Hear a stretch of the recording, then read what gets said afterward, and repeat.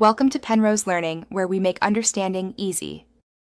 You begin by confirming your carrier supports voicemail and that your SIM is active. That avoids dropped setup steps. Once confirmed, open the phone app and tap the voicemail tab because the app walks you through initializing service.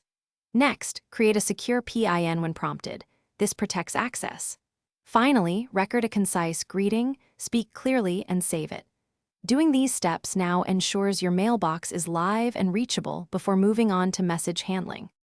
Once your mailbox is active, you'll manage messages via the visual voicemail list.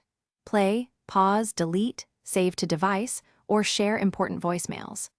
Make sure to enable transcription and notifications in voicemail settings, since they let you read messages and act faster without listening. Also change your greeting or PIN from settings right arrow voicemail so callers hear the right message and your security stays current. Adjust storage and automatic deletion rules to prevent your mailbox from filling up and losing new messages. You finish by testing. Call your own number from another line, leave a message, and confirm playback and notifications. That proves everything works. Then add a voicemail widget or shortcut to your home screen for one-tap access and faster checks. If messages don't arrive or visual voicemail fails, check the carrier voicemail number and conditional call forwarding. Forward when busy / no answer / unreachable. If problems persist, reset network settings or contact your carrier.